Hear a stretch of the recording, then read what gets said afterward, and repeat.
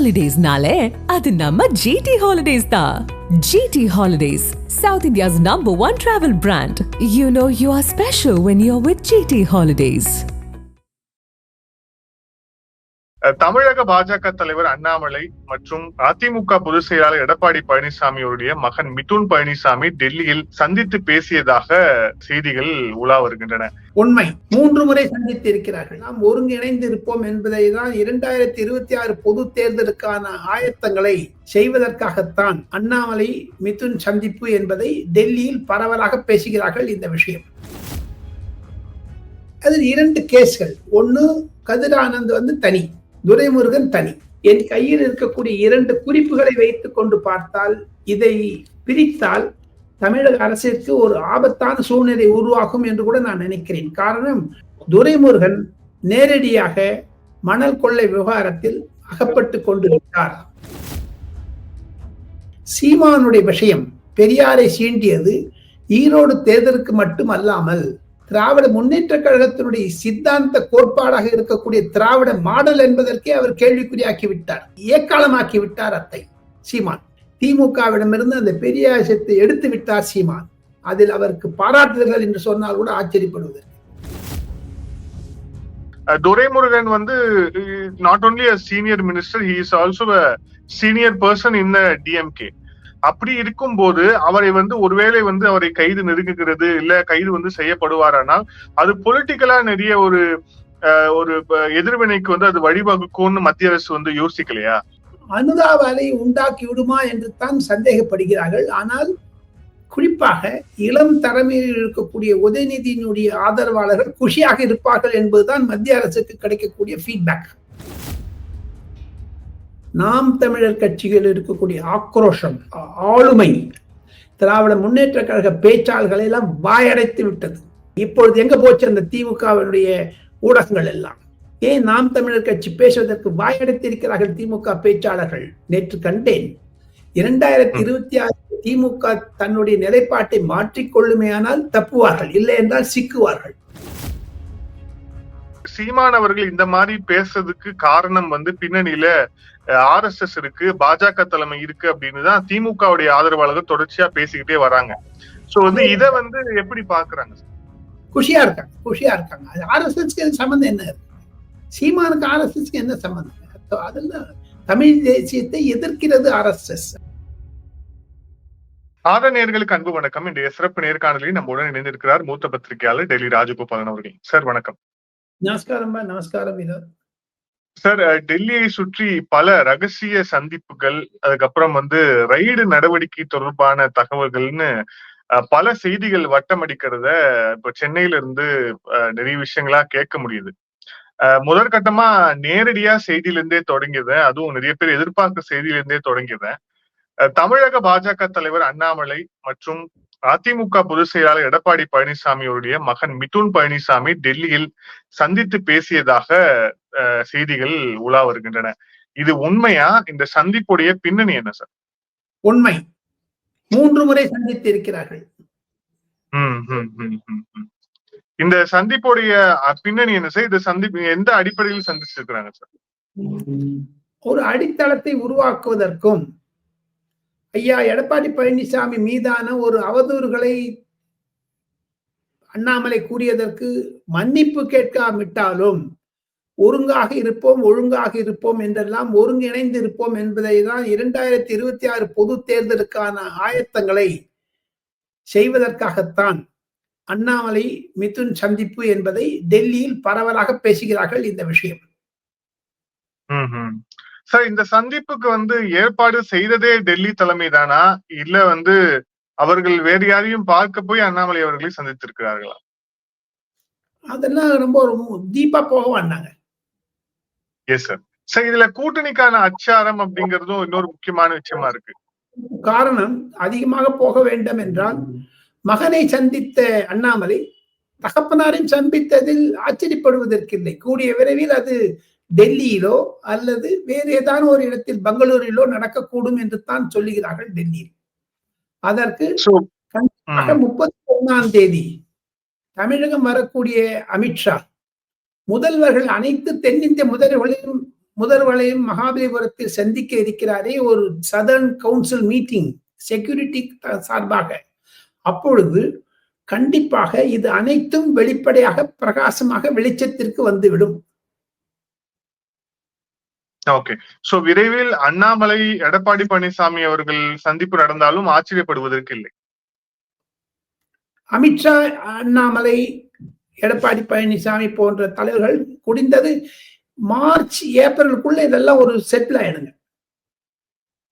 Sir, இது எல்லாமே 2026 கூட்டணிக்கான அச்சாரம் தானா, இல்ல ரொம்ப சமீபத்துல நம்ம பார்த்தோம் அதிமுக பொதுச்செயலர் எடப்பாடி பழனிசாமி அவர்கள் உறவினர்கள் தொடர்பு இடங்களில் ரைடு நடந்தது.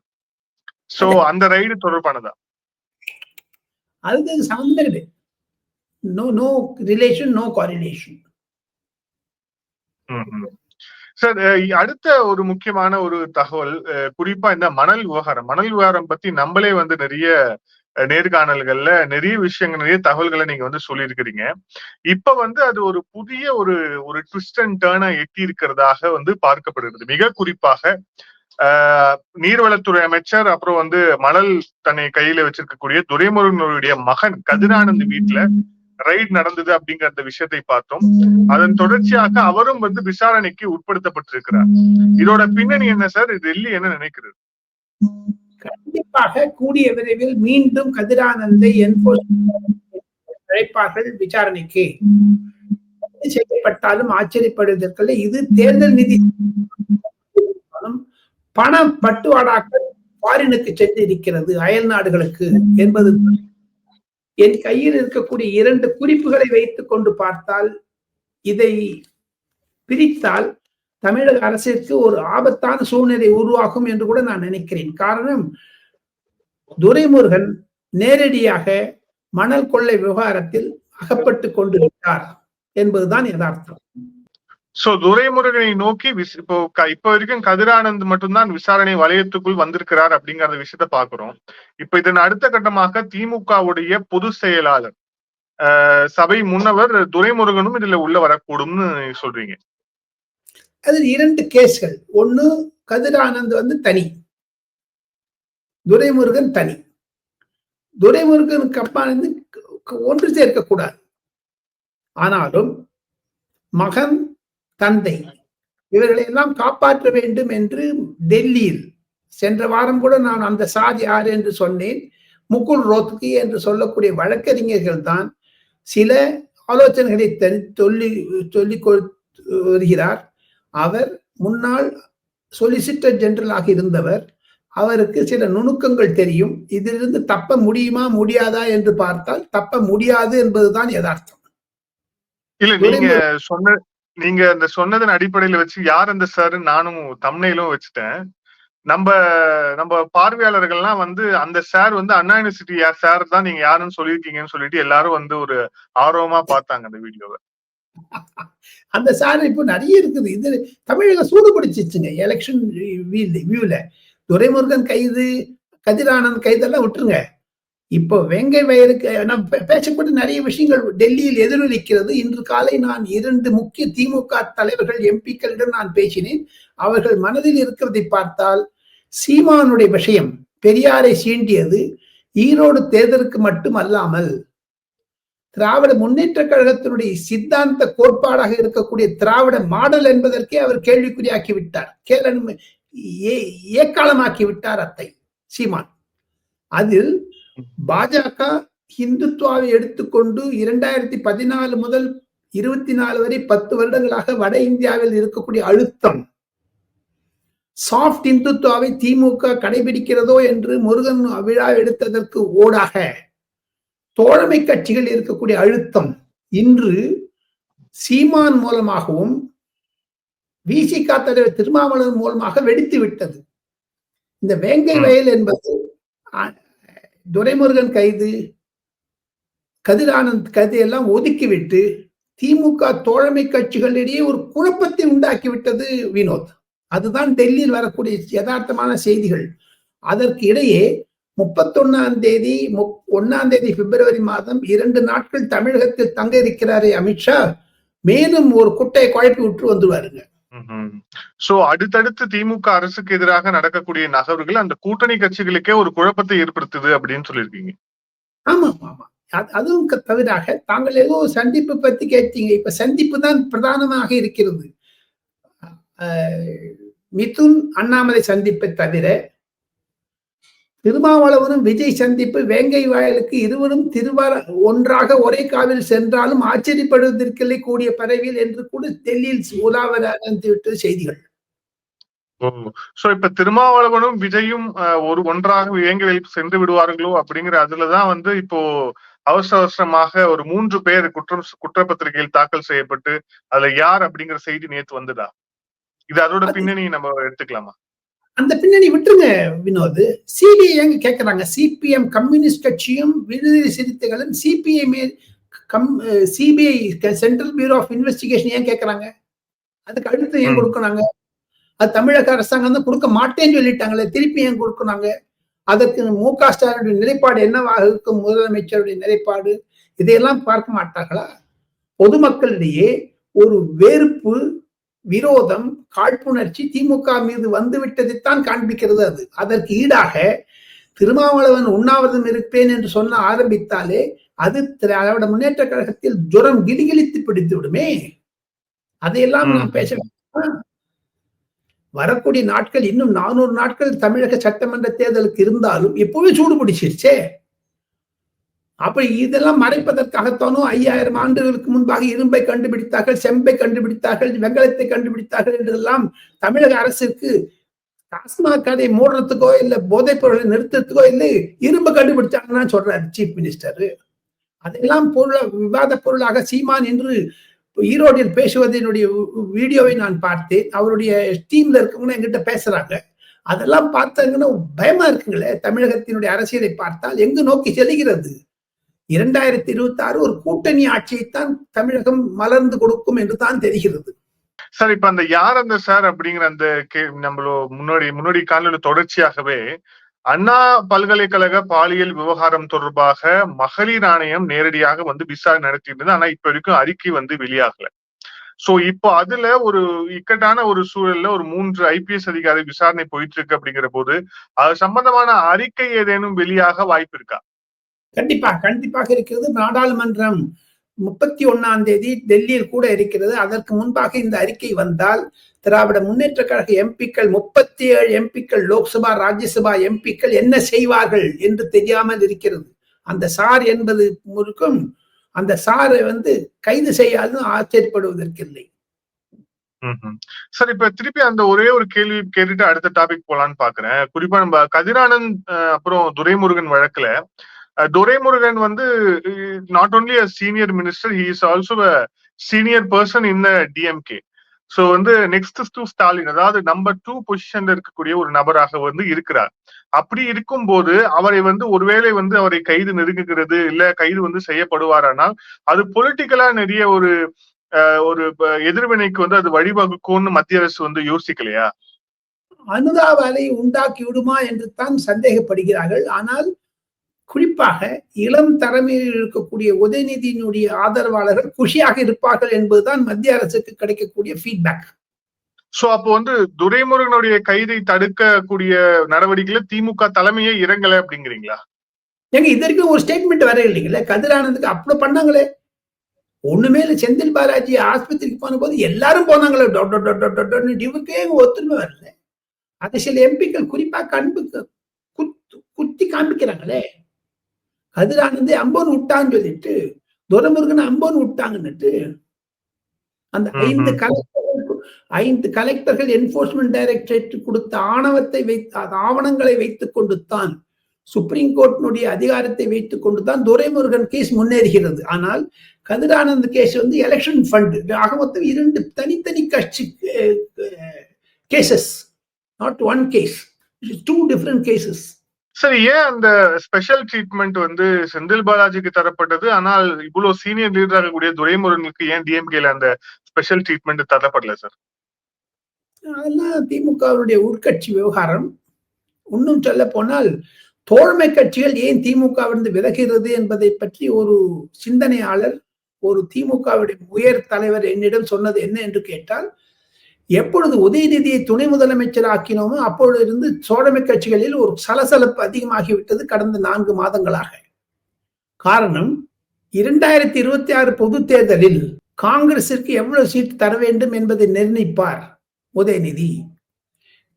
கம்யூனிஸ்ட் கட்சிக்கு எவ்வளவு சீட் தருவார் என்பதை நிர்ணயிப்பார் உதயநிதி. நாங்கள் எல்லாம் ஸ்டாலினிடம் தான் பேசுகிறோமே தவிர உதயநிதியிடம் பேசுவது எங்களுக்கு சரிப்பட்டு வராது என்று சில தோழமை கட்சிகள் வெளிப்படையாக சொல்ல ஆரம்பித்து விட்டார்கள், முணுமுணுக்கிறார்கள். இதையெல்லாம் கொந்தளிப்பு சூழ்நிலை ஏன் வந்து விட்டது சொல்லுங்க பாப்போம். அதுக்கு சீமான் போன்றவர்கள் அவருடைய தேர்தல் பிரச்சாரத்தில் பேசக்கூடிய அனல் பறக்கக்கூடிய பிரச்சாரம் எங்க அவர் கைது செய்யாது இருக்காங்க. 36 இடத்துல கேஸ் போட்டாங்க, வீடை முற்றுகை எல்லாம் சொல்றாங்களே. ஒரு கைது செய்ய பார்க்கட்டுமே. பிரபாகரன் சந்திச்சாரா இல்லையா அதெல்லாம் விட்டுருங்க. தங்களுடைய பேட்டியும் பார்த்தேன். அந்த ஏகலைவனுடைய பேட்டி மிக சுறுசுறுப்பாக இருந்தது. அதிலிருந்து நான் கற்றுக்கொண்டது அந்த அவருக்கு என்னுடைய மரியாதைகளை நான் உங்கள் மூலமாக தெரிவித்துக் கொள்கிறேன். அவர் பிரபல பத்திரிகையாளனாக இருக்கிறார். அவரிடம் ஒரே ஒரு கேள்வி தாங்கள் கேட்டீர்கள், நானும் அவரை ஒரு கேள்வி கேட்க ஆசைப்படுகிறேன். எங்க திமுக அந்த பெரியாரிஸ்ட் கிட்ட டிஸ்டன்ஸ் ஆயிடுறாங்க சொல்லுங்க பாப்போம். சாஃப்ட் இந்துத்துவாவை எடுக்கிறாங்க அவங்க. ஆக மொத்தம் தலைமையில் ஒரு தலைமை பீடத்தில் ஒரு குழப்பம். அந்த குழப்பத்தை மீண்டும் பலப்படுத்துவாக்க அந்த குட்டையை கலக்கி வர்றதுக்கு தான் அந்த இடி ரைட் எல்லாம் நடக்குதுங்க. அதெல்லாம் சப்ளிமெண்ட்ரிங்க. இடி ரைட்ல நோ கொஸ்டின் அட் ஆல். இப்ப வரக்கூடிய கொஸ்டின் இஸ் வெங்கை வயல் சீமானுடைய பெரியாரிசம்.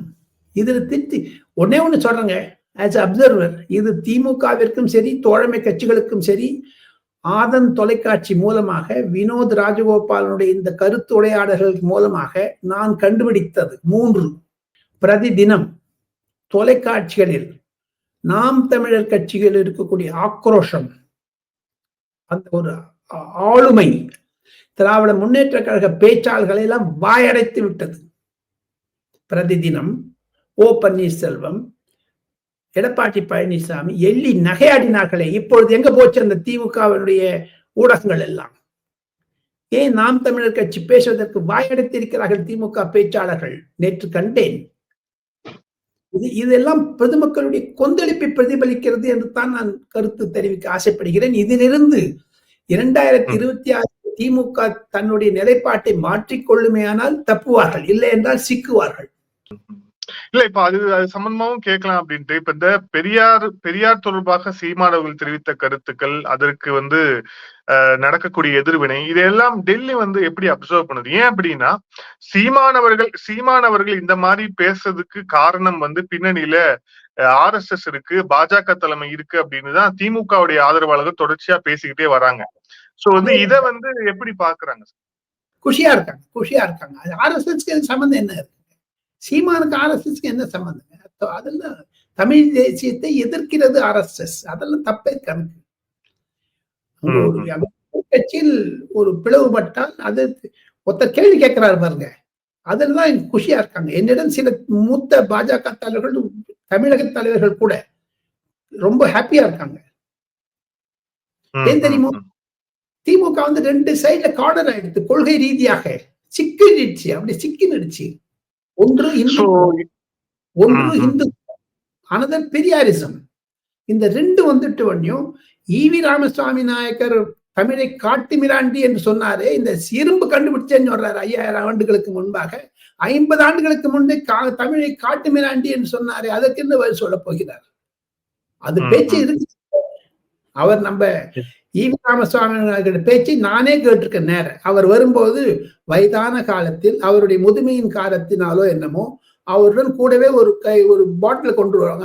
அவருடைய சிறுநீரக கோளாறு இருந்தாலும் மேடைக்கு பேசுவார். அவர் என்னுடைய மரியாதைக்குரிய தகப்பனார் தூக்கா ஜெகநாதாச்சாரியார் தார்மீக இந்து என்று ஒரு பத்திரிகை நடத்தி கொண்டிருந்தார். விடுதலைக்கு செமையாடி அடி அடித்தார். எப்போது 1950, 51, 52, 53 ஐயா வீரமணி அறிவேன். இருப்பினும் திராவிட முன்னேற்ற கழகம் அந்த பெரியார் விஷயத்தை சிக்கினிடுச்சு, வெளில வர முடியாது, தவிக்கிறாங்க. இப்போ ஒரு விஷயமா ஆவணம் வருது. பெரியார் தமிழ் குறித்து எப்படி பேசினார், தமிழ் தாயை எப்படி பழித்து பேசினார், தொடர்ச்சியா வந்து பெரியார் சொன்ன எல்லா விஷயமும் ஒன்னொன்னா வெளில வருது அப்படிங்கிற போது, இப்போ நீங்க ஒரு பொலிட்டிக்கல் அப்சர்வரா கிட்டத்தட்ட ஒரு அரை நூற்றாண்டு காலம் தமிழக அரசியல பாத்துட்டு இருக்கீங்க. பெரியார் அப்படிங்கிற அந்த பிம்பம் இந்த அளவுக்கு வந்து உடைந்தது கடந்த காலங்கள் நடந்திருக்கா?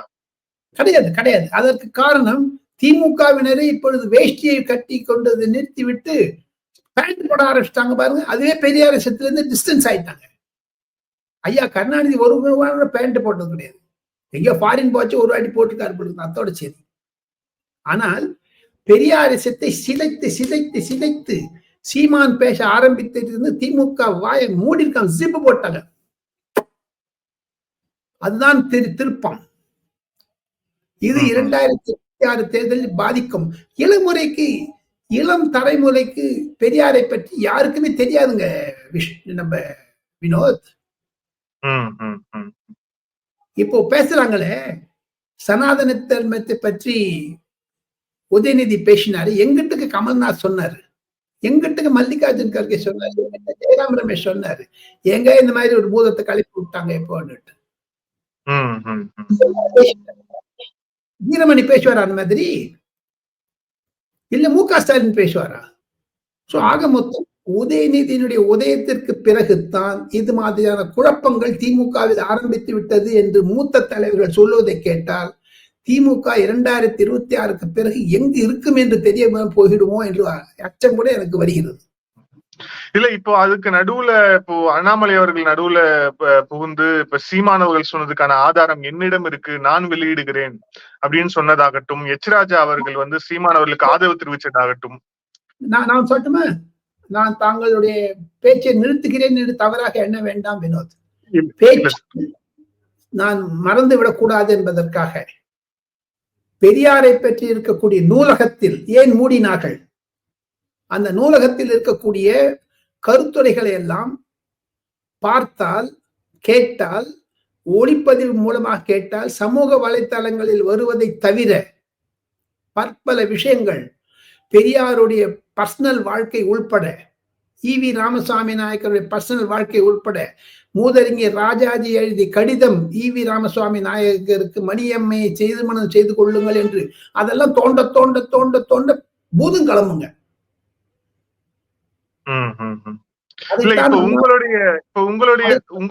உங்களுடைய தாத்தா அந்த ஒரு பத்திரிகை நடத்தி விடுதலைக்கு பதிலடி கொடுத்தாருன்னு சொன்னீங்க.